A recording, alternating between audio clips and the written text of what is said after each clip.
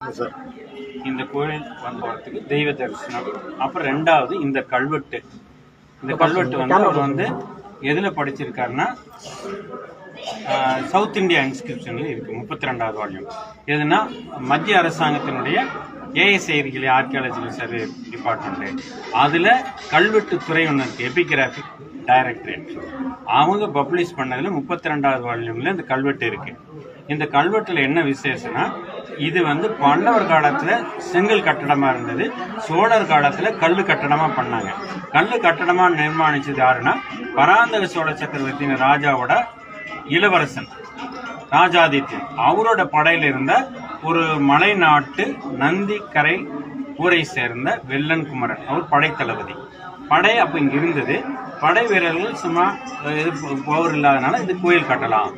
இதே மாதிரி அந்த ராஜாதித்யன் வந்து வீரநாராயண ஏரி கட்டியிருக்காரு. வீராண ஏரின்னு சொல்றது அவர் கட்டுனதுதான், படை வீரர்களை வச்சுதான் கட்டுனது. அந்த காட்டு மன்னார் கோயில் சிதம்பரம் தாலுக்காவுக்கு நீர்ப்பாசனம் தரும். அதே மாதிரி ஒரு கோயில் கட்டுறாரு.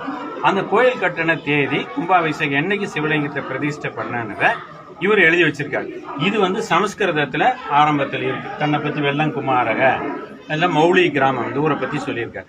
சொல்லிட்டு எப்போ அப்படிங்கிறது தமிழ்ல தான் நிறைய விளக்கம் கொடுத்திருக்காரு. அதாவது கலியுக வருஷம் 4044. கலியுகம் ஆரம்பிச்சது 3101 கிமு. அப்ப பாத்தீங்கன்னா 943ஆம் ஆண்டு பொது ஆண்டு. அதுல மதுரை கொண்ட கோப்பரகேசரிக்கு பன்மர், அதாவது பராந்தக சோழ சக்கரவர்த்தியினுடைய ஆட்சி ஆண்டு 36ல களி நாள் என்னன்னா 14,100,000 ஒரு லட்சம், 14,100,000 14,77,037வது நாள் நான் வந்து சிவலிங்கத்தை பிரதிஷ்டை பண்றேன். அதை மட்டும் அவர் சொல்லல. அந்த நாள் எத்தனை மணிக்கு பிரதிஷ்டை பண்ணேன், அந்த நாள் வந்து எந்த மாசம், மகர ஞாயிறு. இப்ப நம்ம தமிழ்நாடுல கேரளால வந்து நம்ம சோலார் கேலண்டர் பயன்படுத்துறோம், வடநாட்டுல மூன் காலண்டர் பயன்படுது. அதனால மகர ஞாயிறுனா சூரியன் வந்து மகர ராசியில இருக்கக்கூடிய தை மாசத்துல சனிக்கிழமை ரேவதி நட்சத்திரத்துல கும்பரா ஓரை, அதாவது கும்ப லக்னத்துல அதை எத்தனை மணிக்கு பண்ணங்கிறதுல தான் ட்ரிகோனமெட்ரி வருது. இங்க வந்து இருக்கு. அதாவது 3 உச்சி 16 அடி, அதாவது ஒரு கோளுடைய உயரம் 3 அலகுகள், 3 யூனிட் இருந்ததுன்னா அதனுடைய நிழல் 16 அலகுகள் இருக்கும். அப்ப சூரியன் இப்படி மேல வர வர என்ன ஆகும், நிழல் குறைஞ்சிட்டே போயிடும்.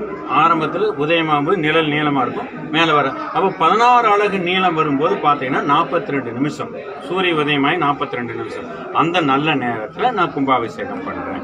இது வந்து இந்த குச்சி வச்சு நேரம் இருக்கிறது வந்து நேரத்தை கணக்கெடுத்தல் மட்டும் இல்ல, அது எதை அடிப்படையான ட்ரிகோனமெட்ரி, திரிகோணமதி, 3 ரைட் ஆங்கிள்